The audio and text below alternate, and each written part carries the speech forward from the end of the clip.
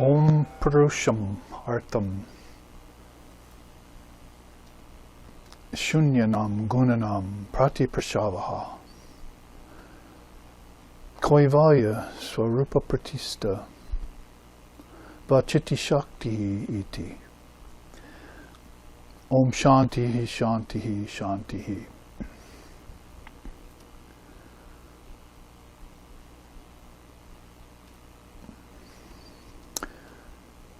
That primordial Shakti power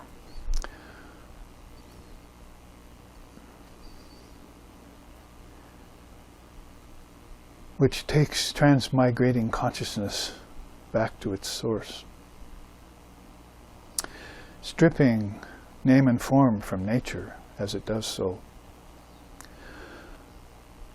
accomplishes both these tasks, and the soul attains to its ultimate emancipation. Om peace, peace, peace.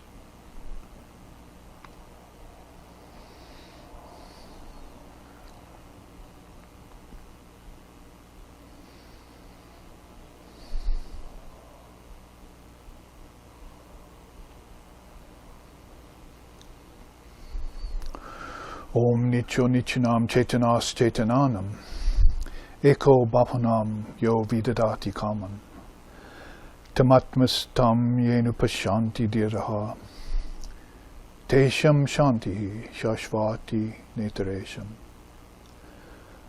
Om Shantihi Shantihi Shantihi. That one, the eternal among non-eternal things, the intelligence of the most intelligent ones, who, though ever one, nevertheless fulfills the desires of the many. That one, the seers realize, as residing in their own self. To them belong peace, and to no one else. Om peace, peace, peace.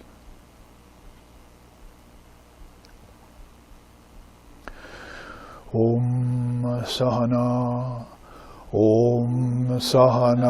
Vavatu Sahana Bhunaktu Sahaviryam Karavavahai Tejasvi Navaditamastu Ma Vidveshovahai. Om Shantihi Shantihi Shantihi. May that Brahman, divine reality, protect us. May it sustain us. May it illumine our thinking consciousness. May we not find fault with the world, with the teachings, or with each other. And may what we study be a source of inspiration to us eternally. Om peace, peace, peace. May peace be unto us, may peace be unto all. Om Hari Om.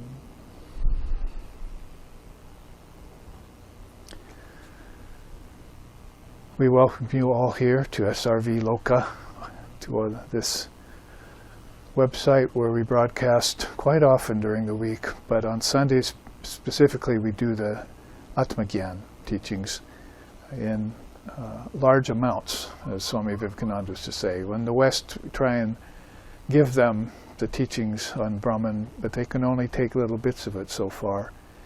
And he was saying this back in early 1900s when he arrived here, and late 1800s. He made 2 visits to us. So he was seeing how we had to develop this taste or this thirst for these teachings. Whereas, as he said often, this thirst for life, forever quench that, because it drags from birth to death and death to birth the soul. So he was here to give us some very profound messages on not only the base dualities that we call pleasure and pain and virtue and vice that flummox a lot of minds, even today, confuse a lot of people, but these higher dualities such as bondage and liberation, and form and formlessness. Those are very worthy of contemplating along the run of dualities, because the mind is dual, so we're always trying to make it one-pointed, focused, concentrated. Ekagra is the word in yoga. And then hopefully hold that one-pointedness and go about our life with that one-pointedness. We were talking yesterday at God Blogs, which is our philosophical discussion of the deeper ramifications of the stories that the seers tell, particularly Sri Ramakrishna Paramahamsa, but Lord Buddha and the Dhammapada and Jesus Christ 500 years later after Buddha were always talking in terms of these stories and metaphors, so that all the folk, all the different beings in the different lokas could be informed as to the nature of both relativity and reality. And that's what the subject we're broaching when we mention a word like Kaivalya. We've taken 2 classes to define the word Kaivalya with some charts, generally spoken of as isolation, and generally thought of as isolation from nature. That is, from name, form, which are more external to most people, although they have internal origins. And then time, space, which are more internal. And then causality, which is also, well, both external and internal, but the origins again being internal. These 5 things are called Maya when you put them together. So one of the wonderful definitions that Swami Vivekananda gave to us when other people were calling Maya just illusion when he arrived on the scene in 1893 at the Parliament of Religions in Chicago in this country, and also went to London several times in England. So he was here amongst the Westerners, which generally known for mastering the material universe, would be their boast, if any. And he was here to give us teachings on spirituality, and it had to broach the subject and maybe connect, as we've been trying to do, the external to the internal. Because we just stay in the external, then we don't know the origins of things. And utpatti, origin, is a word in Sanskrit that is very dear to Samkhya yogins and Ashtanga yogins and Tantricists and Vedantists. They hold this word quite dear, because if you take it seriously, then you're dissatisfied with marching in towards looking at atomic particles and neutrons and quarks and subatomic particles. You find out that they're not giving you any real substance, and they're not an origin in themselves. That means it's just emptiness, as shunyata is the word I just chanted. Gunanam, shunyanam, vachiti shaktihi. The Shakti would have it different, would have you think differently about origins. Is that everything out here came from internal, came from the mind. And therefore you'd be inspecting your mind like maybe you would do when you practice reading scripture, swadhyaya, and place manana into effect. That is, you sit down with a sloka or a sutra or a sura or any kind of phrase of higher truth in the scriptures. Most all the scriptures of the world hold them. And then you contemplate it. You put the mind's eye on it, and for a long time you'd watch it. Aren't you watching your atomic particles for a long time, or are you just seeing that they're there and giving up? So to know their nature, that they're constantly changing. Then if you took your mind and put its attention on something for long enough, for a long time, say months, years, a lifetime, several lifetimes, is not anything unusual to the Hindu philosophy, to the Vedanta, then you would begin to come up with its secrets. Yes, you'd know that it was all changing, but the changes there taking on a different level of intensity, a different kind of vibration, which brings about the teaching of the 6 ways to know Brahman, which I'll show you in a second. Because we've taken up 9, 10 slokas of the Kaivalya Upanishad now. I won't reread them for you right now because You can look back if you want to remember them, but that's almost half of the Kaivalya Upanishad, and we're going to try and make headway today that will place us into a position to finish the Kaivalya Upanishad next Sunday at this time. The 25 sloka Upanishad is not that long generally for the Upanishads, but it does give us a chance in 4 classes to take apart a great scripture like that the way I like to do it, which is taking your time with it and going deep with it, with your mind focused in an atmosphere that's conducive to it. All the requisites have to be satisfied. And that's why there should be a kind of formality to even your practice at home. Because asajamaya mala manto anutana malaganta. See, Lord Buddha says in the Dhammapada, that slothfulness is the rust of societies, leading to calamity. Non-recitation of wisdom scriptures is the rust of monasteries, and non-self-effort is the rust of households. So be like the noble guard at the gates of a vast city. Always be on vigil like that. And so you're going to want to set up the atmosphere in your household, is what I'm getting at here, because most Westerners are mostly householders, very few monastics here. So the householders then have to set up the requisites for the study, and these classes will help you do that. You're in the atmosphere of the Dharma now, there's no denying that. Here's what the seers have told you, here's the scriptures we've got it from, here's the seers we follow. See, so basically, how to put it, our refuge is Sri Sharda Devi, Holy Mother. Our goal is Sri Ramakrishna, the avatar of the age. Our guide is Swami Vivekananda, whom I'm just speaking about. So we have refuge, goal, and guide all rolled in one here. SRV, Sharda Ramakrishna Vivekananda Association. And people right now are looking on from Europe. Hello everyone in Hungary and Iceland and other places. Some people from India there, some people from all parts of America, tuning in more and more to our classes and helping them, most of them householders of course, set this requisite for holy company, for divine atmosphere, so that things have a chance to sink in. Everything else is out of the way. Cell phones, maybe not computers, because you're watching me on one of those. So you get most things out of the way that are impediments to really deeply understanding these teachings, and I'll show you the 6 ways of how that's done in India in Tantra. Because Tantra and Vedanta, I often repeat, are 2 rivers in India that have been merging their waters and separating for a long time. The Vedantic side of it being a little bit leaning more towards the neti and strict renunciation, monasticism, although the householders are coming to it, especially in the West when they're ready. And then Tantra leading more towards deity worship.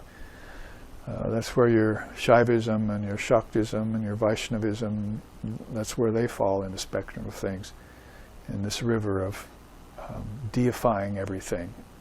So how do these 2 rivers work together? I have charts on that. It could be a separate, it'll probably be shown, it has been shown in separate classes with different headings. But as far as Kaivalya is concerned, how to separate yourself from things that are distracting and things that change, and not necessarily things that need to be negative or horrible, although there's some of that admixture in there you have to be aware of. It's not like we go home to dinner and say, pass the chaff please.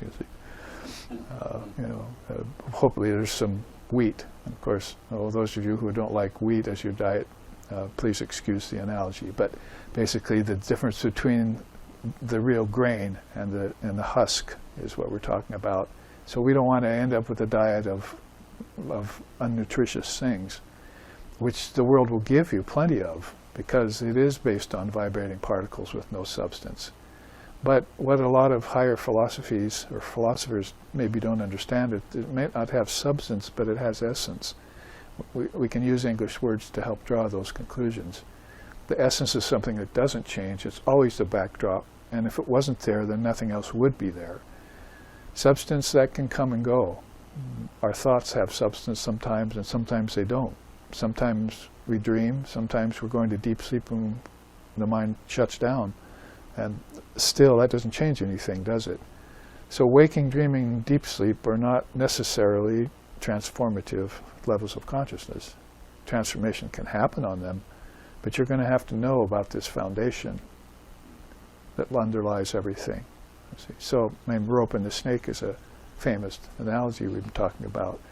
So, a student was talking to me about, well, here we have a man who's afraid of the snake because he mistook a rope for a snake. But the Advaitic look at that as how could you be afraid of the snake and the rope analogy? You would only suffer that if you didn't know what the nature of the rope was like. So if you don't know the rope at all, then rope and snake will become a duality to you. So you have to become a knower of reality, so that will place you on good footing. And the best thing that we know, and it applies when we study an Upanishad like we're doing, is to have that foundation well established in us. We must have at least perceived it and have accepted it as being the reality. As I just chanted, Sahana Bhavatu. May we student and teachers study that together as the reality. And then the chaff gets set aside from the substance and it doesn't plague you anymore. And fears and doubts will go away if you can hold that long enough. It's just like learning how to hold the essential and let go of the non-essential, when after maybe lifetimes people have been holding on to the non-essential and thinking that to be real. So they are living with a diet of cotton candy, I like to say quite often, instead of having nutritious foods every day. Philosophical for the mind. Prasadam is a great teaching in India. Most people would say, oh, that's sanctified food. But there's Jnana Prasad and there's Sam Prasad. You have purity of moods. You have food for your mood and you have food for your mind, which is called wisdom. And you have food for your Atman even. Adhyatma Prasad. So that's this non-dual truth that you'll hear. And if you hear it in a certain auspicious time, when your mind is free from a lot of clutter, that's when it'll make the deepest impression on you and stick. Snow does not stick on a wet road, Sri Ramakrishna said. So dry out the road, all the roads and avenues of the mind leading out here to the world. And then everything you see, taste, touch, hear, and smell, and experience with the mind will collect that Dharma, like the Dharma drops in a bucket, Buddha said.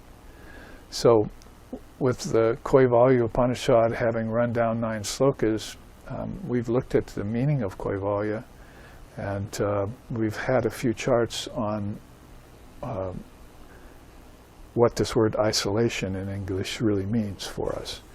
And that's why I continued to put up this chart here, because since you saw it last week, I've expanded it. And I'll just show you what the expansion is real quick, so you'll have a full reckoning of it, because you can see what it says there. To know who you are, you must know what you are not, is the subtitle, which is a saying I made up after hearing too many people say, who am I, who am I, who am I, and then not giving any teachings as to what they meant after that. Have you ever said, who am I? You should ask yourself, who am I? Have you ever heard, who am I? Yeah, okay, I've heard it 3 times now. Now tell me what it really means. It really means to know who you are, you must know what you're not. Because people are trying to know who they are with all this clutter in the way. This is why I'm starting the class off this way. You have to get the mind free of all those distractions and overlays, false superimpositions, at all levels that you can possibly manage, and then sit and listen to the teachings. She sat and gave divine discourse for hours, they say about Divine Mother. She came to earth to visit. That is, the Divine Mother Uma came to earth to visit her daughter, the Queen. You see, the Queen goes running for her mother. It's a beautiful song in India. And Uma comes, means she enters the level of relativity and takes on a body. And the Queen comes running looking for her. And, oh, Mother, have you forgotten me? How could I ever forget you, my child? Now sit and listen while I discourse for hours on end. So this is how they think about it. And it's what happened in the court of King Dasaratha. We know by reading the scripture, Yoga Vishishta, that they gathered for hours at sunset, sometimes talked to sunrise the next morning about the Dharma, just that. Now, if days and days and nights of that don't change you, then nothing will. But if days and days and nights of thinking only of the world as your oyster, that'll change you a lot in so many different ways that you won't know what non-change is anymore.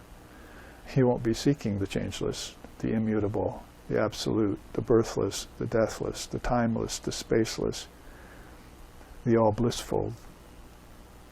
Krishna goes on in the Gita about different names for himself. The grandfather, the seed eternal. He just goes on throwing out these epithets to Arjuna on the battlefield there, as we'll look at the epithets in Brahman in these slokas that are coming up in the Kaivalya Upanishad. So on this chart, that's why I named it, to know, if you want to know who you are, just quit saying, who am I, only, and study the tattvas. That's the Adidaiva Vidya. That's the original divine wisdom of India that shows you that these tattvas, like earth, air, fire, water, ether, you dissolve earth into water, those two into fire, those three into air, those four into ether.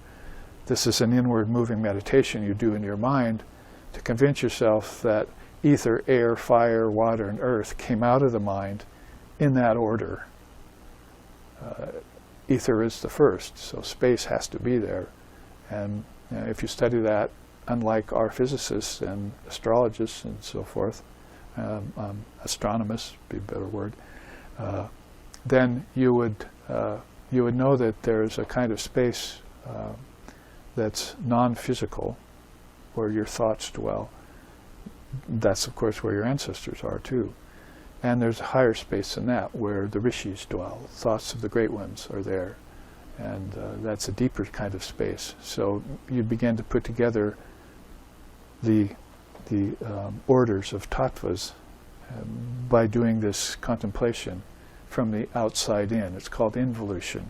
It's a word that people like here when they hear it, because science has left them only with evolution, and so that physics is the thing. You're a body, that's it. And consciousness sometimes doesn't have any play in there, except, when you get knocked on the head and it goes away. But when you go to deep sleep tonight and it goes away, they don't think about that unless they're a philosopher. And what happened to my consciousness when it wasn't knocked on the head unconscious, and it went unconscious anyway, as a natural state of one of the three matras of Om. Matra is a key word here. Everything comes from matrika. Even Ishvara comes from matrika. So these words, divine words, have to be there. And that's what I'll show you in a minute. But to keep you up to date on this chart, in case you're just chomping at the bit to know what changes I made inside of 7 days, I decided that rather than just leave it with listing how Indian traditions, basically here Sankhya, Yoga, Vedanta, Tantra, Jainism, Shaivism, Advaita Vedanta, and Kundalini Yoga, as if that's not enough. Shows you how multivariate and how deep and how long-lived Indian philosophy is. There's just nothing like it. And the great souls that founded all of these too are to be revered. And they go back thousands of years previous to the Christian era, and previous to Buddhism too, like Jainism. 24 generations of Tirthankaras before Buddha was born. So basically that's how ancient and long-lived this is. So these are the ways in which, and we looked at it last week, I won't go through it again, the ways in which all these darshanas dissolve things. For those who know that Brahman is the only reality and it's nameless and formless and objects and worlds disappear in it, as Sri Ramakrishna has told us, everything's soluble into Brahman in the end. For those who know this and want to prove it to themselves, then they'll automatically be about giving away rather than accumulating. If you're caught in accumulation, more and more objects, more and more wealth, more and more desires fostered out of that, peace of mind remains far away, as does the knowledge of Brahman, which is objectless and formless and beyond space that I just listed, these tattvas. So you're going to want to meditate upon that with a capital T, tat. That thou art, not all this here that's at your feet, or should be at your feet. So that's 1, 2, 3, 4, 5, 6, 7, 8 darshanas I presented to you last week quickly, with their various systems, although there's more to add, of how they take these tattvas, or these obstacles to knowing the tattvas, and they practice dissolving them back to the source. That's the mind. Manas, the antakarna, the fourfold mind.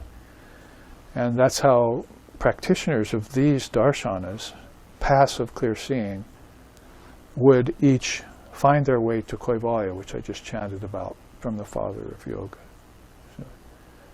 Kaivalya Swarupa Pratishta Vachiti Shakti Iti, the last sutra of the Yoga Sutras, the very last one of all those sutras in the 4 padas. He mentions the Divine Mother there, and how she strips name and form away from nature.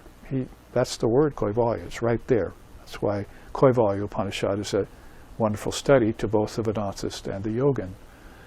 So we have this, she strips away name and form from nature, so this Shakti has allowed for this name and form to be projected from the mind on a cosmic, collective, and individual level. And at the end of a cycle of time, pralaya will happen and it'll all be withdrawn back to its seed form. All of this is evolution and involution. So you have to include involution if you're an Indian philosopher and a seeker after truth, into the quotient if you want to know who you are, and along the way know what you're not. The whole point is then very well presented and well taken and proved by all these darshanas. So there was a couple pillars there, so I took one of them and put in the Buddhism. Seemed it's just not quite right not to put in Buddhist way. So what you see here is the 12 Nirdhanas of Buddhism. So I put those there. You can see quickly on this chart before we leave it. You want to snap the 12 Nirdhanas. I would say that basically if you can snap one of them, the rest will start to crumble. That's kind of a good teaching. So what are Nirdhanas? These are links to what? To rebirth.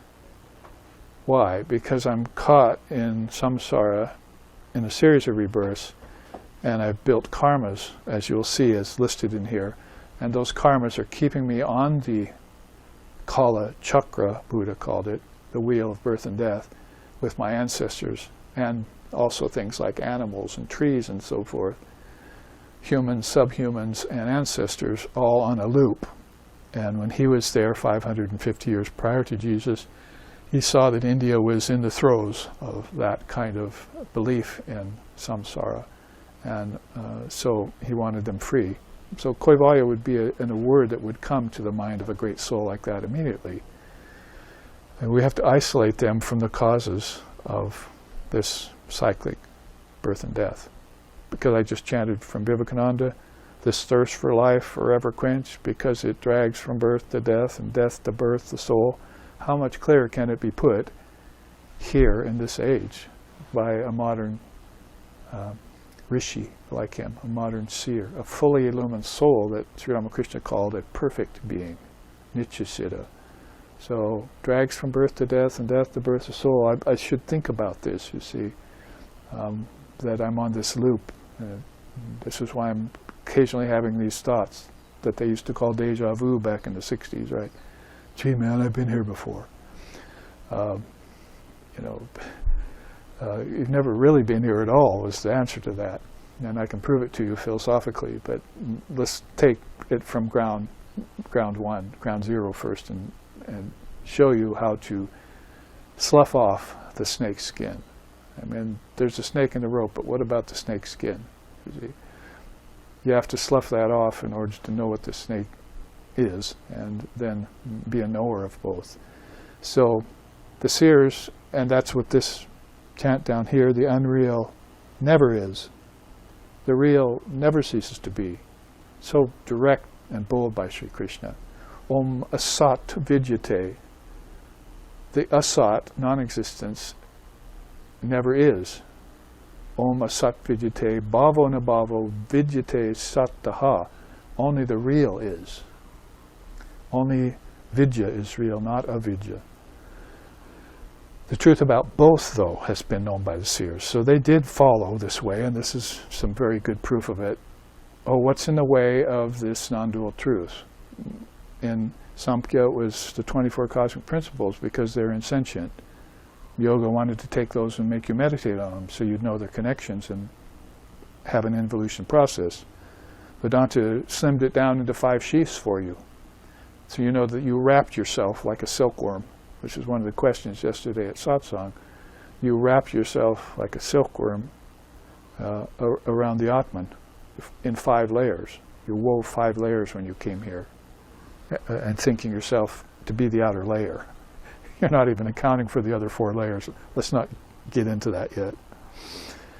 But it would be not accounting for your dreaming and deep sleep state too. It would be very similar to that. Tantra wanted you to deify all of existence, all strata of existence. Gods, goddesses, celestials, ancestors, elementals, humans, animals, insects, plants, it's all Brahman. But you have to prove it to yourself. Jainism wanted you to remove all avenues to violence. Shaivism wanted you to commune with and transcend with the higher tattvas. So beyond the 24 cosmic principles, there is this upper tier of things, like Sadashiva, Ishvara, and higher knowledge.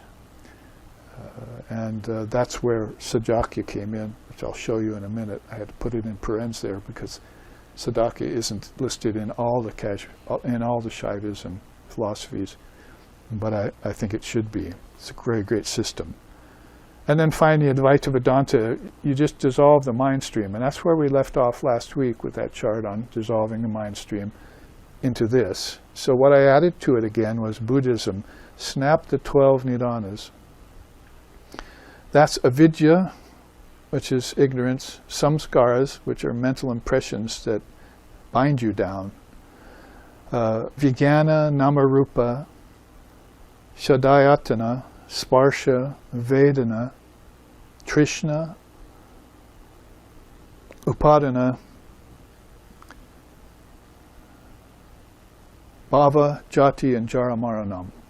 So that's this chart, and I took that out and put it in a separate chart, and I think we can safely venture away from this chart now, but that's what's been the addition here, and cleaned up a few little typos too for us. So let's look at the Nirdhanas, because we've looked at them before, but basically these links will bring back fall together over 3 births. They figure that most ordinary people, that means ordinary seekers, not ordinary worldly people, because they're never going to know they're bound. They're not asking the right questions yet. And they think the body is the natural state and life is what you're supposed to be doing. They don't have these thoughts about getting free of embodiment, or that the body is a limitation. In fact, we were talking about it before the class here today, that most people love birth and growth. You see, those are 2 of the 6 transformations, but they don't know yet about disease, decay, old age, and death. You see, so those 4 are coming down the pike, as they say, And usually you get to 50 or 60 or 70, or you're not healthy in your 40s, you'll begin to brood upon these birth, disease, old age, decay, and death. Or not birth, disease, old age, decay, and death. But birth and growth, they consider those things to be paramount. See? So 2 of the 6 transformations they prefer. Everyone loves birth. They say, oh, a birth of a child. But the seers are thinking, there's another 80 years before, or maybe 50 years until they get to disease, old age, decay, and death. And maybe they're going to be thinking differently about transformation at that point because they're suffering. And while they're young, they're not. So there's a lot of wisdom that comes with the aging process. That's called growth. And that's suspect too. The Lord Buddha, who's one of the 3 great systems of Buddhism, is this. It's called Praticca Samutpata. I don't know if I put that on this chart, but this is one of the 3 great systems of Buddhism, along with the 4 Noble Truths and Eightfold Path and so forth. So this Lord Buddha's teaching on this is focusing here upon people who wake up and then maybe think, how long is it going to take me to get free now that I've heard the truth? Shravana. And go back to Vedanta here, side by side with it. You got to get Shravana. You got to find a teacher who will tell you the truth. Then think about it deeply, manana, and then nididhyasana, get actual experience of the truth for yourself. That'll snap the links that Buddhism is talking about here. So quickly through these, there's a root ignorance that happens. Failure to affirm the suffering-ridden nature of existence and renounce it. So pleasure and pain, good and bad, chains that hold, one of iron, one of gold. We repeat that often in Swami Vivekananda's thinking. So avidya is that root ignorance, mula vidya, which is there when you're born, and on earth at least. Who doesn't have it? Say even the avatars are under its influence for a while. Until the mechanisms that they've taken on consciously can develop enough so that their memory kicks in and they remember who they are at a very young age. I mean, just look at Swami Vivekananda and Ramana Maharshi and people like that, even in our more recent times, who woke up to the fact that they were the Atman, or they were Buddha nature, and immediately started their journey. Even Jesus at 14, evidently. I must be about my Father's business. That's just a statement of, I'm not the world. These are not my parents. This is not my work to do. I have to be about my Father's business, which is fully awakening the rest of the world to this truth that has just dawned upon me in full force at the right moment, the God-given moment, I would say the Divine Mother-given moment, the mother of all auspiciousness, including time. So they're waking up there and they see the truth and they're about their Father's business. Sometimes at a very young age. Shankara, what was that? 8? He was in that state of awakening, 8 years old, and they tested him and he recalled all the scriptures out of his mind at 8. He hadn't been studying up to that time much. Oh, what's this? What's that? Who said this? What's that teaching mean? He was just coming out with it. Because in another lifetime he had memorized it all. I mean, you think it's rather impossible, but I sat in front of Swami Sheshanandaji Maharaj, peace and bliss be upon him, my own guru in this lifetime, and he could recite the entire Bhagavad Gita by heart in his 90s. So what's that going to mean to his next birth? You see, if you believe in rebirth. Or what does it mean, why could he do that and retain it so quickly? Because he had done so in his last birth. So you learn it, you pay it forward. That's the death of what? The first link. They don't come here with a chain. They're unbound. They're free. Ever free, never bound is what Vivekananda called it. Those of you who like Jaima music that I've put out, you can go get that album, Ever Free, Never Bound. And musically understand the way I feel about that term by listening to that music. Ever free, never bound. It's a philosophical phrase turned by Swami Vivekananda when he was here amongst us. So that first link gets snapped. So How do you snap it? Well, don't fail to affirm that this world is full of suffering. Holy Mother said that. Say, this world, the suffering of this world has gotten into the very marrow of my bones, she said. May you never be born here again in a body and suffer birth and death. So this wasn't just something she said in a flight of fancy while she was rolling a chapati or something. This was strong advice from a knower of Brahman. And so you would take it seriously if you heard it coming from such a source. Second link attached to that is samskaras. Notice on the left-hand column the Nirdhanas 1 and 2. These are the first two links. They're from the previous experience. So you had a vidya before, and you didn't snap that link, and you built mental impressions on top of it called samskaras, which are subtle deposits from physical, verbal, and psychological actions that form in the mind. So thought, word, and deed, however you want to put it, and act, there are actions being done by people all the time that are running grooves in their mind, the same groove again and again, till it gets so deep the cows can't get out of it on the way to the barn. Sri Krishna said, back and forth between the field and the barn, they run this groove, this bunch of cattle. So people sort of like that think this same way again and again and again, and they run a groove in the mind. That's called a samskara in yoga psychology. Forget your Western psychology as far as past lifetimes are concerned. Freud and Jung didn't even entertain the thought much. You've got to go to India to find out that they have done a deep study on past lifetimes. Just look at the Tibetan Buddhists and read the Book of the Dead. That's in the title, Book of the Dead. It's not like Night of the Living Dead. That's what you could also forget. But this is the Book of the Dead. That means they never really died. And there's an art to non-dying, and there's an art to spiritual living that they keep constant. Remember the chart last week? We saw the 4 potters of Shiva, and how these teachers come and keep these great teachings of Shaivism and what we're looking at now, Buddhism, current. In Buddhist case now for 2,500 years, Buddhism has been there. It's not a huge amount of time according to Indian philosophy, but it's a huge amount of time according to the lifetimes that you could assume. And the gratitude you would have to be rescued by a system like this if you took it seriously. So Vijnana awareness gets crystallized by previous life experiences and enters into wombs. I really like Buddhism's straightforward way of saying this in English language, the way it can be translated with no doubts, no curves thrown, no punches pulled. They're just saying it the way it is, in very simple terms. Third link is Namarupa, name and form. A fresh body is formulated based upon past impulses and impressions. Due to this relative consciousness, I've always stopped here to make sure to clarify that Vijnana in Vedanta is something much higher than what it's listed as here.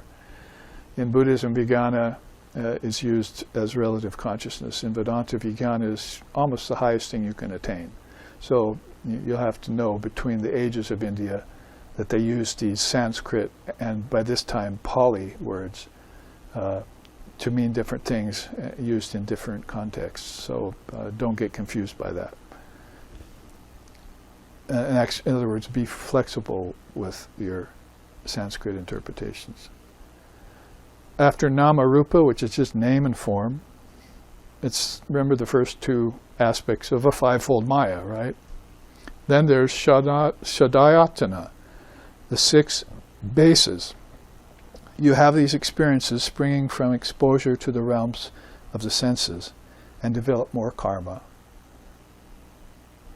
You pile more gloom on gloom. Vivekananda said, you've got this karma you don't know you have, it brought you here, you're not aware of it, you do more actions with that karma in operation and it brings more karma to bear. It's a link to exacerbated condition of rebirth. Then Sparsha follows. I'm going through this quickly. We do this maybe once a year or every 2 years because it's one of the great teachings of India, particularly of Buddhism. So then you have Sparsha, intermingling with the world, its peoples and its objects, contributes to more karmic conditioning. So you can see how it's really a read on the karma. If you look in India, you'll see the 4 types of karma, the 4 colors of karma, and other teachings of karma, the 3 kinds of karma, Sanchita, Prarabdha, and Agami. And sometimes they throw in Kriyamani, which is a kind of a spontaneously arising karma that you don't know where it came from. So it's similar to that, and of course those systems were much more ancient than the one I'm reading here now. So karma is a big word in India, and is the cause of many things, including these samskaras and these impressions. Because we must remember, these are people who are bound, so they have this chain around their neck, you see. And other souls are born without that. They don't need to seek enlightenment. So we have to look at those two, the contrast between those two, these free souls, ever free, never bound, and this multitude of souls that keep coming back again from the ancestor realm to try and satisfy more desires which cannot be fulfilled here on earth without the Dharma. And go looking for the Dharma. I challenge you all. Non-self-effort is the rust of households, he said. So that's what you'll find out there, a lot of rusty things. Rusty minds. And slothfulness is the rust of societies, so it's not just in certain households you'll find that corrosion. You'll find it in societies too. And the least amount of it you'll find in India, Tibet, and places where these teachings have been broadcast by illumined souls to a greater amount of people who are less attached to objects as a result, and have less weights on them when they're born. So there's Sparsha. Then Vedana, don't mistake the word for anything like Vedanta, please.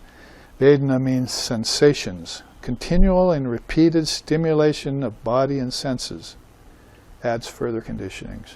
So, again, back to our youth. Let's see, we're going to go, oh yeah, they're just sowing their wild oats, I think is a saying for, oh, just let boys be boys kind of thing, you see. But so don't discipline them, don't call them back, don't tell them to not squander their precious physical energy. What to speak of when they squander it, they do it in the wrong way and cause problems for the societies and the families. So what, you're just going to throw them to the 4 winds and not discipline them early? So, I mean, I've seen Buddhist monks who are 4, 5, 6 years old. They're already monks. They're sitting reading the scriptures in this position. You think they're going to have any problems in the rest of their life? You think they're going to come back with a chain like this, an ignoble chain around their neck, which not only causes them and others to suffer, but keeps them from enjoying the bliss of the Atman, or in this case, Buddha nature.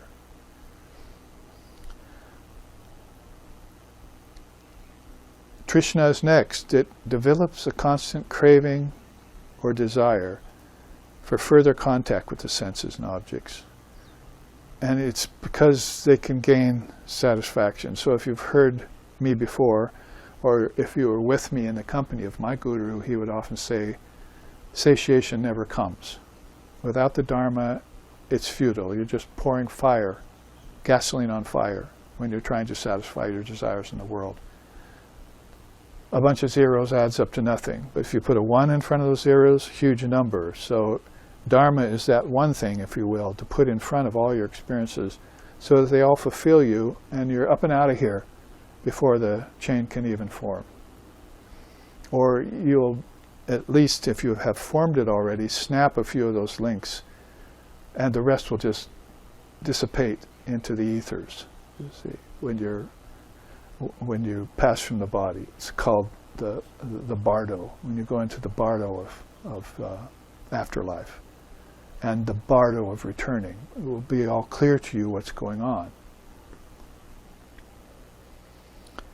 I happen to be one of those that thinks that everyone who passes away has a moment of clarity. But they have a choice in that Bardo. after death, to choose the light or to choose rebirth. And there are some certain weights on them that are influencing that decision. They may think it's of their own free will. Free will doesn't happen until you're one with Brahman. There's no argument about that in India, or no contention and no debate going on about it. It's a misnomer.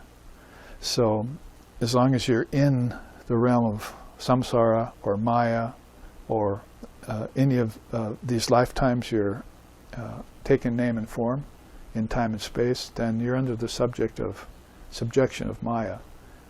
And in that case, then you're going to want to be snapping some of these links as early as you can, and watch the rest of that chain go away over the next 2 lifetimes. Would be a good way of putting it, because it takes 3 lifetimes, they say. I said earlier, for ordinary seekers to snap these chains. Ordinary people, that's not what I'm saying. They're not trying to snap this. This is their life. This might be a good television program. This is your life, and show that chain. Upadana's next, attachment, selfish clinging to sense life, then enmeshes the mind deeper in embodied existence. Krishna says in the Gita, there are many wombs to be born in, Arjuna. I think he's referring not just to human wombs, because some of those wombs are dark. Yes, dark human wombs are there, born in the wombs of evil parents and ignorant parents, who are laboring under these self-same chains, by the way. But there's also the possibility in Hinduism and Buddhism both that you can take on an animal birth. The way you understand that, even an insect birth, is that these are all dreams you're having, you see. So even your human birth is a dream. It's something that you've dreaming for 80 Earth years, which is a matter of a few seconds in deep sleep. So then why couldn't you dream that you were a bird, or why couldn't you dream that you were an animal of some kind? Somebody's cute little pet, you see. These are all dreams you're having. So if you look at them as being non-substantial like that, then you can make more sense out of that that assertion that you can take on different wombs. You can be born in different wombs. That's attachment, though, upadana. That's a pretty deep level of chain right there. Bhava is a new birth, but it's not a new birth like, oh boy, we're free, new birth like Vivekananda. It's due to decay of the old body. The desire for the new body arises, and some of the teachings I've heard, the old people sitting around waiting to die have already chosen their next birth on earth. They've already chosen their parents in this dream of birth and death. They met people along the life and they're holding an ideal of their own to say, that's where I want to go next, without knowing that coming and going are all mere nonsense. Where's the time of coming when all of time is in the soul? Where's the time of going? Where's the space where you will go to when all space is in the soul? So they haven't realized that it's all taking place right there in the Atman. See? But the mind ego complex has gotten a hold of it and is flinging it here and there, far-flung consciousness into worlds, 270 worlds with 51 alphabets. This is one level. Tantra talked about it. We'll look at that soon. So jati rebirth happens when it chooses a new body. Passage from birth to death occurs under karmic circumstances, resulting in another body. This goes on and on. You get the point. And jara maranam also goes on and on, old age and death. After life and passage from the new body, life gets perpetuated in another body. So they're wanting you to know that if you have knowledge of this being a chain, and that there is a freedom to attain called nirvana, beyond samsara, then you will begin working on snapping those chains. Some of those chains have gotten very rusty, if we want to follow up with the analogy. So maybe that rust could make them weaker if you realized that they're there. You could snap these chains. O Snapper of this world's chains is a famous song in the Ramakrishna order. Khandana Bhava Bandhana, it's called. You sing it every night at Arati. Thousands of people are singing it around the world. So it means snapper of this world's chains, and it's pointing to Sri Ramakrishna. If you take refuge in a great soul like that, then he will help you snap the chains of birth and death. And like Krishna says in the Gita, you'll go along the sunlit path, never to return here again. If you don't want to. There's always the Bodhisattva Jivan Mukta idea in India, specific to both Buddhism and Vedanta, to where beings can come back of their own accord, free. Well, I don't think it took us too long to pull those teeth again. We do this once every 2 years. Look at the Nirdhanas. It's a marvelous system. It's really excellent, and right out of Buddha's teachings and right out of interior of Mother's philosophies. So in that way, then, both of these charts have been looked at. Let's move on in the Kaivalya Upanishad, because we've then covered those 8 or 9 slokas, and we're catching up. So this I'll also make as clear and painless as possible, because it's a very complex system. But if you've been studying a while any of this that's here, then you'll know that Sadakya is one of those tantric teachings that had its heyday at a certain time. There are several philosophies of Shaivism.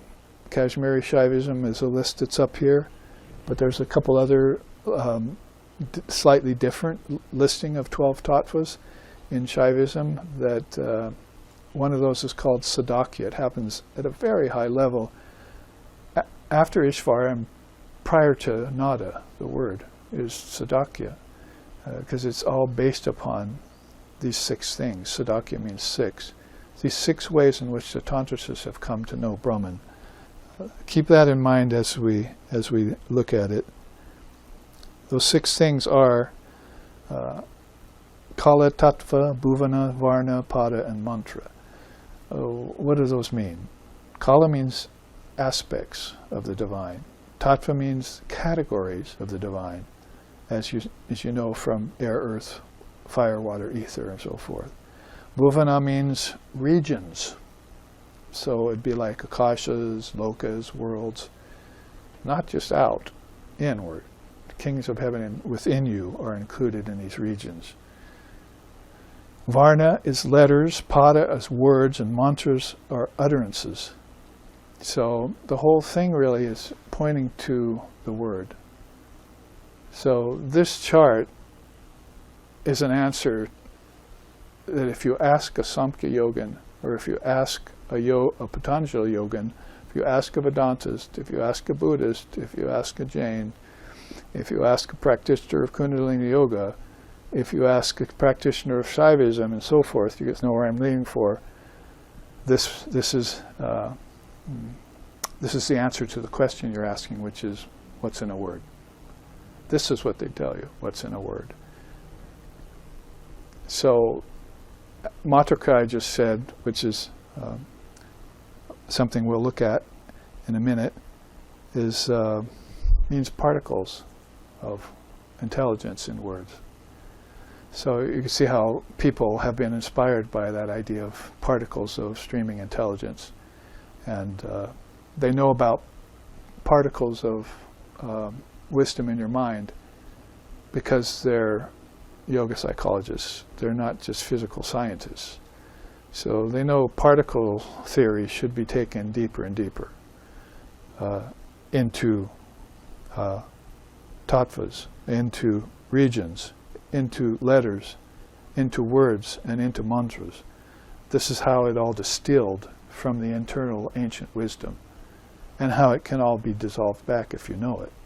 So that's why I had to, along with the Buddhist Nirdhanas, inserted in there, Sadakya is there as one of these great higher 12 principles, as a way that Tantra goes about knowing Brahman. So you can see the title there, The 6 Ways of Attaining Brahma Gyan, Knowledge of the Ultimate in Tantra. It has its own way of doing that.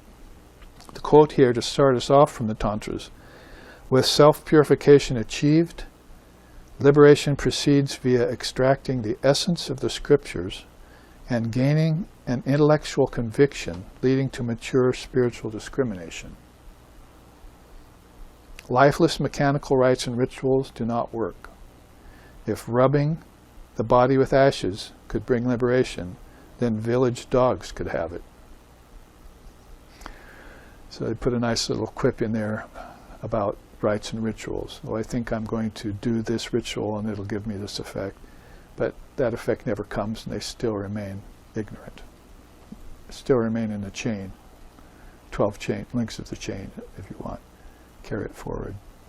On the other hand, let me reread it. With you achieve self-purification, liberation proceeds by extracting the essence of the scriptures and gaining an intellectual conviction leading to mature spiritual discrimination. So, I mean, I would say this is not just tantric, this is foundation, this is what you would do with every one of these darshanas, that statement from the tantras. That's how important words are, slokas are, sutras are, scriptures are, and the ones who meditate to retrieve those self-same things from the eternal word and bring it forward and manifest it here in the world. It all comes from the word that Jesus talked about himself when he was living. So that word is Om, as far as we're concerned, A-U-M, which has so many connotations to it, as we know. The one that we look at probably as non-dualists would be waking, dreaming, and deep sleep. The A-U and M stands for those, and the little shvara stands for Advaita, non-duality, called Turiya, or the fourth state. So this is why all of these darshanas of India have this ongoing love affair and reverence for the word. And in this way, Tantra has put it that this is how we're showing you how important the word is. First, kala aspects. Manifestation is in the nature of reality. This is tantric for sure, because basically Vedanta would say, let's just not think about that right now. We're going to go towards non-manifestation, and that's our focus. So Advaita and Buddhism and so forth, they're going to go toward the formless, rushing towards that to snap the chains of rebirth and know what Brahman is, or know what their true nature is. But Tantra takes this more gradual approach to everything. As I said here, it wants to deify the strata of existence, all these beings. It wants to see them as Brahman, and that's no different than Advaita Vedanta either. So they say with Vedanta and Tantra, the result's the same. The way they go about it varies. So Tantra is going to take a slower look at it, more gradual look at it. And Vedanta will take a sword and just cut at the highest level, as high as it can possibly cut. And then walk away with a free mind, like Kali is holding in her hand. So that's maybe enough information for now about manifestation in Tantra. So Kala, it has 5 main forms. It presides over all the cosmic principles, pure, mixed, and impure. Here's the pure, impure ones here: earth, air, fire, water, ether, excretion, procreation, motion, handling, speaking. Those are all impure tattvas. These are mixed tattvas. And when it gets to Shaivism, these are the pure tattvas. That's how they're looking at it. So that's called Shuddha, Shuddha, and Ashuddha. Impure, mixed pure and impure, and pure. This doesn't mean morally, as India doesn't concern itself so much with that. It figures you've already gotten morality and ethics by the time you come to a teaching this high, or you wouldn't have even been attracted here in the first place. There's a natural filter that the Divine Mother Shakti we're talking about here won't even let people through that filter if they haven't got their P's and Q's together. If they haven't crossed their T's, dotted their I's religiously and philosophically yet, then they won't even come to systems like this. So in that way, these tattvas fall over a variety of three kinds of levels of philosophical purity or lack thereof. And it really means some of them are just outright insentient. They just don't have any light at all in them of their own. Some of them have a little more light in them. Some of them are filled with light. If you look at everything like that, all the worlds, that is what's coming, all the regions, all the letters, all the words, all the mantras, if you can begin to look at everything like that, then you're the great discriminator. See? And you know where to put everything in its proper category as you encounter it, not after the fact later, after karma has accrued, but as you encounter it. The best dancer never makes a wrong step, Sri Ramakrishna said. So a great dancer, like I played for Baryshnikov, and great as a cellist, I played for great dancers like that. And if they ever did make a mistake on stage, nobody knew it except them. They'd come back after, oh, I really ruined that dance. See? But we didn't see anything wrong with it. It was great, you know. So that's where an expert dancer never takes a wrong step. So that's true about the philosophy too. If you are knower of Brahman, then things that seem to be mistakes, you just gracefully switch them into a part of the play. And there's some souls who can do that marvelously.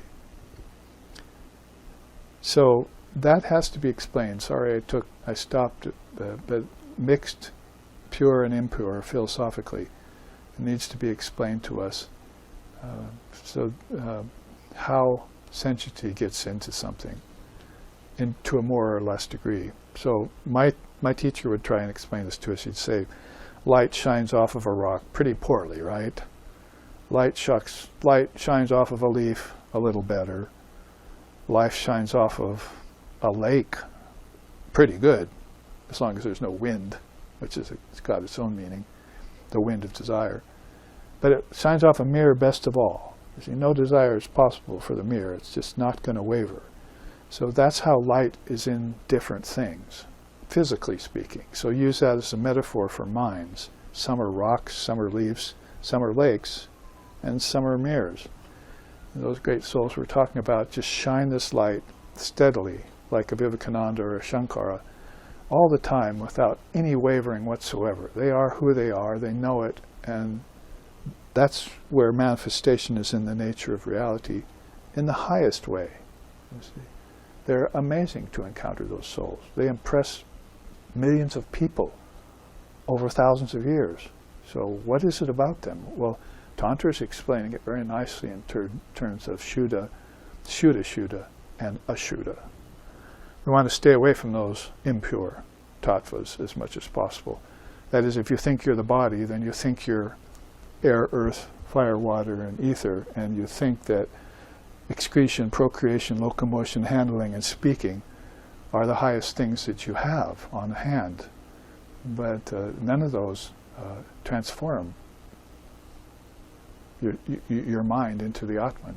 You see. In fact, they will, as we can see by the world, turn into weights for people. Even for great thinkers, they're weights. So these Kala itself simultaneously assists the unmanifest to transition into the manifest, acts as a guide for all seekers of self-realization. So now we find out they're talking much more about how philosophy at its highest helps beings. And remember what I just chanted at the beginning of class, that primordial Shakti, she'll take the transmigrating soul and return it to its source, right? Father of yoga.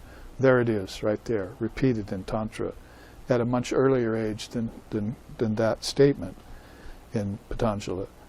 So Kala then is this principle that assists the unmanifest transition into the manifest, guides it back. So this is a very high principle you're talking about there. Kala is also, by the way, another name for Lord Shiva. So if you're under the auspice of Shiva, I mean, this is a system of Shaivism, right? So if you're under the auspice and refuge of Lord Shiva, he's the guiding force that's going to take you in and out of bodies. And Yama, It's just a function that he operates. Death is his power to take you from one place to another. And if you've taken refuge in Shiva, then you're 100% saved at all times. What to speak of liberated? I couldn't get past these 3 sentences without giving commentaries on each one of them, because Tantra goes that deep and a lot of people don't know it. I'll try and finish this paragraph then. As possessor of Shakti, at its highest level, Kala is the supreme Shakti, the prime mover. At the same time absorbed in reality, incapable of being differentiated from it, yet partially and independently emergent via its own divine will. Answers your question. One of the students asked me yesterday in the garden when we were there yesterday about Shakti and its role and how it moves things at a very high philosophical and spiritual level too. So I hope that this helps explain Kala, which also means time and also has a name for Shiva. And Tantricism is, as I say, a part of that tantric stream that's flowing, along with Vaishnavism and Vishnu and Shaktism and Divine Mother. These are what? Deities. That's coming up, isn't it? Categories or tattvas, then, is next. Let's look at that. Beginning with the elements and proceeding to Shiva and Shakti, consciousness as experience is made up of worlds, bhuvanas, which are planes of existence consisting of tattvas. So they're going about it in such a way because it's a hard order to follow. They could start at the bottom with words, mantras, show you what they mean, that they consist of matrikas, particles, and that those are varnas, alphabets, which are lays, garlands around the gods' necks, these alphabets. And then that those are in regions, 14 of them. And you could be coming at it this way, but they're thinking, well, maybe we should tell them about the primordial Shakti, which is also Shiva, by the way, here, because they're not mentioning her, are they? Or him. Tattva is just that power. So whether you want to look at it as Kala or Kali, that's up to you, you see. But that's that primordial power in Tantra that's directing everything.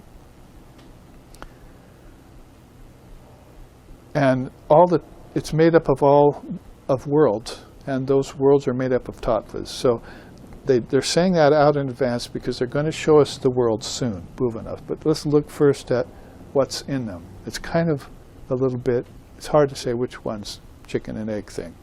But you all know the physical tattvas, and lo and behold, they're right there in Samkhya and in yoga. See, there they are. Don't we know them all already? Earth, fire, water, air, ether, odor, flavor, visibility, tangibility, audibility, excretion, procreation, locomotion, handling, speaking, smelling, tasting, seeing, feeling, and hearing. That's the whole package of Lord Kapila gave us as the 24 cosmic principles, physical tattvas. But he also included in there the psychical tattvas. Sorry for the word, I couldn't figure out a better one. Psychical tattvas means mind, thought, intelligence, and ego. Well, there's the fourfold mind out of which all of this came. So you don't forget to make the connection. Physical body, mental body, physical world, inner worlds, kings of heaven.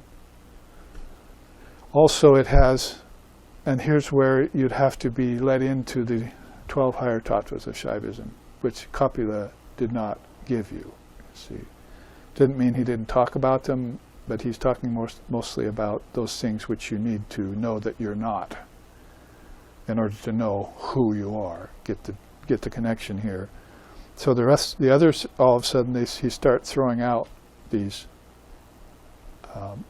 cosmic principles. They are Purusha, the soul.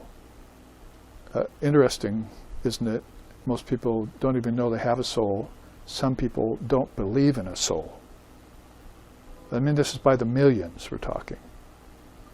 They either don't believe in a soul, or they have no idea that they have a soul. So Purusha is starting at a high level in today's world to try and convince them that there's a sentient principle inside the insentient tattvas. So wouldn't you want to tell them you're not earth, air, fire, water, and ether, because those are 5 elements that make up your body. So your body is made up of those, so you're not the body. And so those 6 things, deha, then are accompanied with these 5 senses, tasting, touching, hearing, smelling, and seeing. And those have some subtler aspects to them, called locomotion, handling, out externally and internally. Tanmatras are called in Samkhya. So you'd want to tell them everything they're not, because you're leading them towards who they are. So this is where you take up a study of Sadakya based only upon having learned from your teachers, from your acharyas, from your gurus, about Samkhya for a couple decades, about yoga for a couple decades, and so forth. Then you can understand this. It's just all Greek otherwise. It's going to be too much for you. And but that's the Sanskrit. That's the whole thing is Deva Bhasha. It's all coming out of words.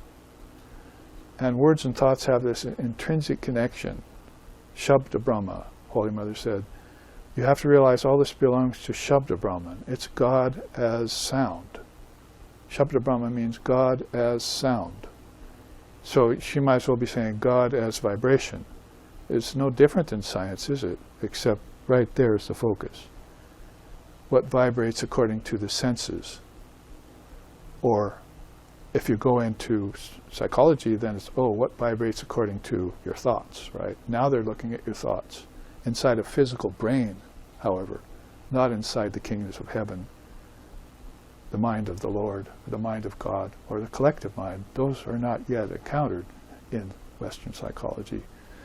So you're simultaneously filling out this whole periphery of things that, yes, they have less sentiency externally and a little more sentiency internally. I didn't finish the list. Purusha, cosmic laws called niyati. Time in its phases called kalas. That's where you learn about the 4 yugas and how those make up a Mahayuga, and how 16 of those make up a Manvantara, and how this is all going on forever in time. And then time itself, kala, and then higher knowledge, vidya. Subtle matter comes in, karya maya.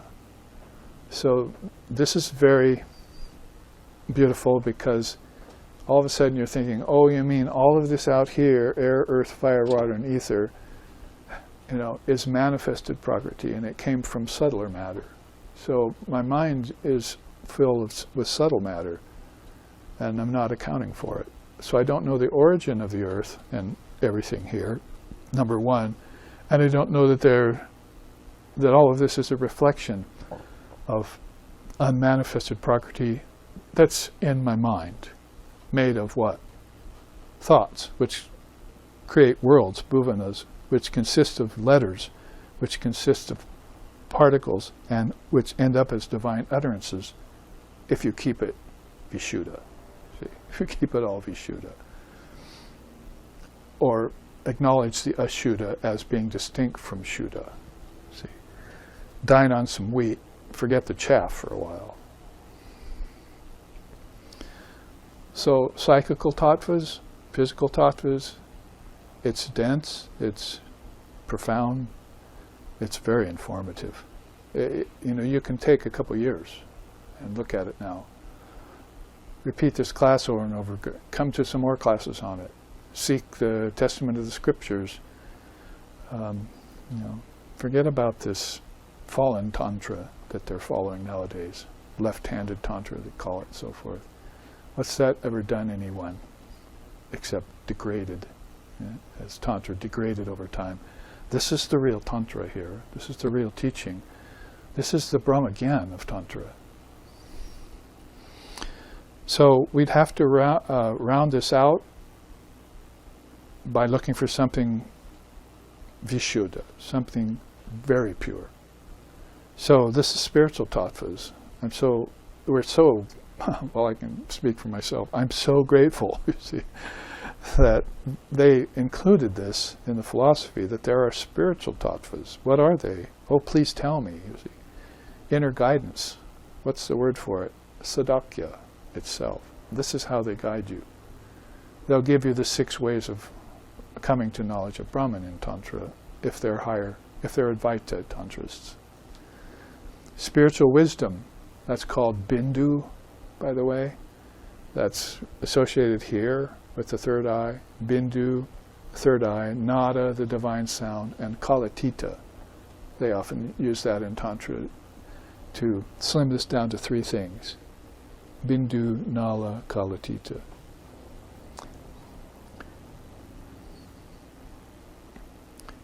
And non-duality, Shuddha Vidya, pure knowledge is non-duality. Primal sound, Nada, and supreme deity, Ishvara. If you look at the tattvas over here, if you could see them, then you'd find out, if you're going up the Tantra way, that you're finding, the Shaivism way too, you're finding Ishvara as a very, very high level of sentiency. And that's where we're meditating on when we have our mantra. Ishvara means Krishna, or nowadays Ramakrishna. So that's what you focus your mind on with these mantras and words consisting of alphabets that you're drawing them from.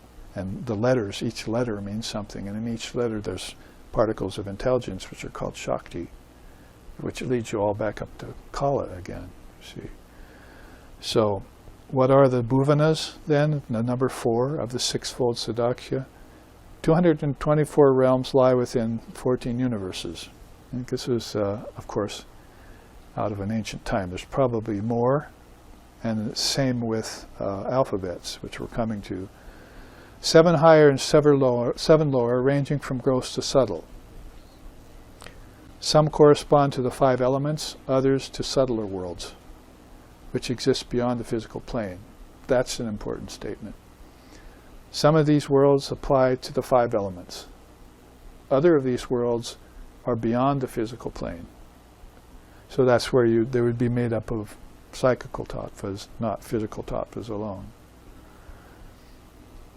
They're located in those spiritual vortexes called ta-da, chakras. So you can see Kundalini Yoga has Tantra has a definite claim to Kundalini Yoga. Essentially, all realms of existence lie within.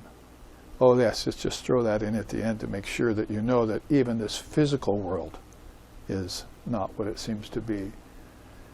It's a dream made by your thoughts that you're moving through with a thought body. So there is no other thing than Brahman. There is no separate world from Brahman. So this here is Brahman right now, at all times, in all places, in all locations. And the only way I'm going to convince people who don't know that is by mantra and varna and pada, the power words, bijams, that are a part of the alphabet, varna, of words that the seers are speaking all the time and keeping alive, like Sanskrit has been over many, many millennia, even in our own history. It goes back so many thousand years. Well, if you just want them listed, although I know that in the Tantras, in the Puranas, and in the Vedas, who all had this way of thinking, they had a little bit differences to these, and the beings who were the 7 rishis are slightly different too. But there's Brahmaloka, Tapaloka, Janaloka, Maharloka, Svarloka, Bhuvarloka, and Burloka. What do we say? Bur, Bhuva, Swa, Tat, Savitur, Varenyan, Tat. See? Savitur, Varenyan. We've gone through that great Gayatri mantra many times, word by word, and taken it apart. So what you're saying when you're saying Bhurabhuvasvaha is just acknowledging those first three worlds, which are part of the Sadakya system, which have been formed by words, expressed by words, and have come out of the highest principle of Kala, according to the deities. See? So that's why Tantra is a lot about deity yoga, and so is Upasana. And there's a lot said about Vipassana nowadays. Don't forget Upasana, the ancient way of deities connecting to worlds, connecting to words, connecting to thoughts, all guided by a higher deity, by the highest deity. We don't want to forget all that in our rush towards non-duality. In fact, you'll probably achieve non-duality only by understanding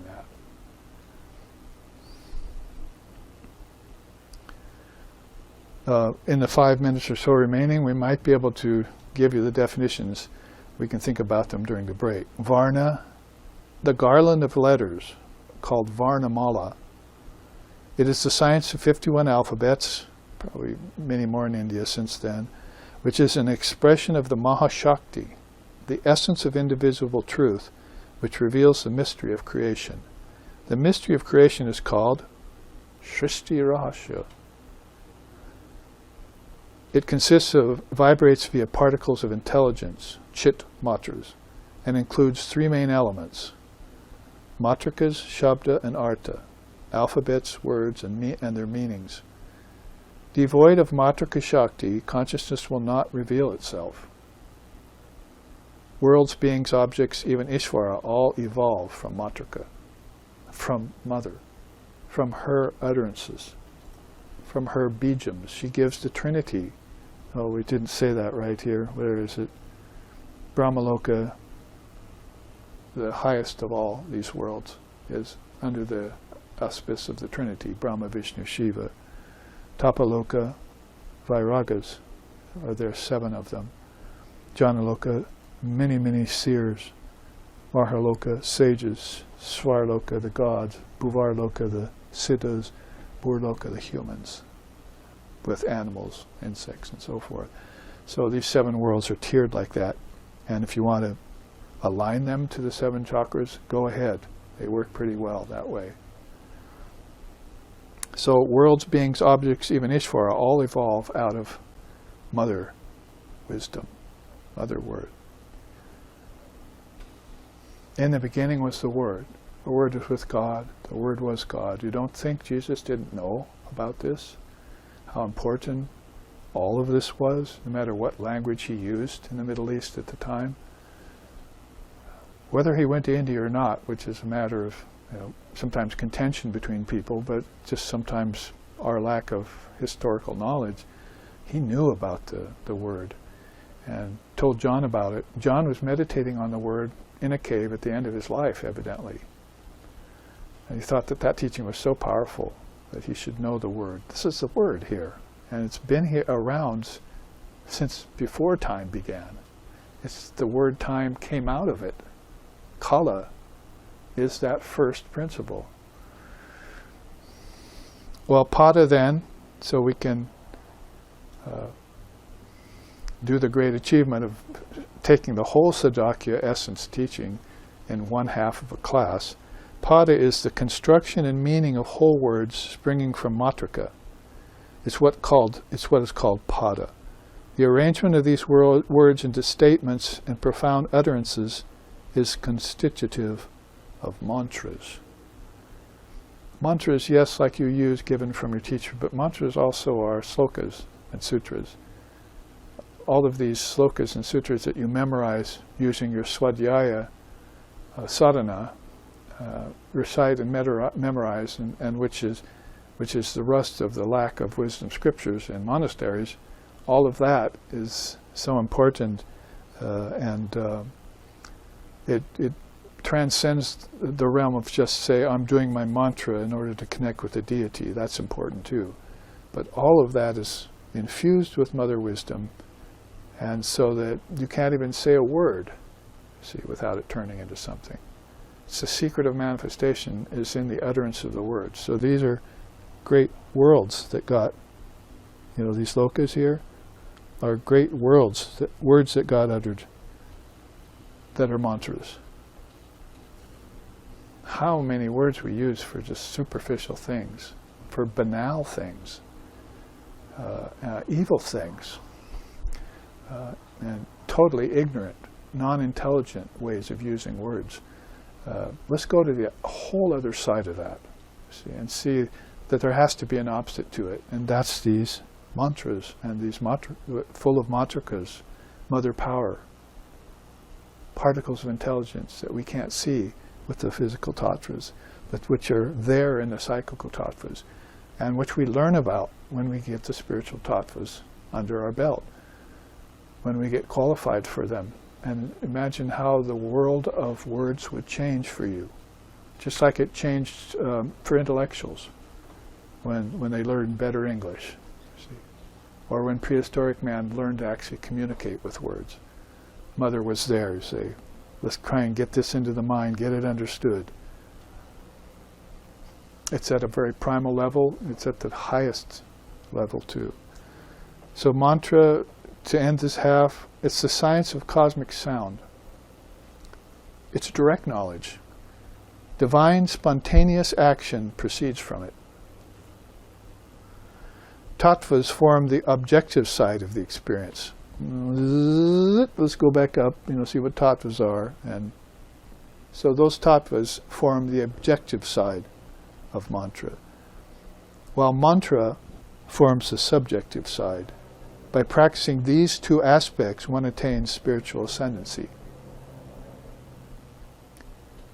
Mantra then is special knowledge which, when contemplated, reveals the otherwise unseen truth that the universe is full of Brahman. And here we will take our break. Thank you for staying with me. I hope you did well for the teaching on Sadakya, one of these great cosmic principles of Shaivism, very much connected to these slokas we're studying, these first 9 slokas of the Kaivalya Upanishad. So here we will take a break.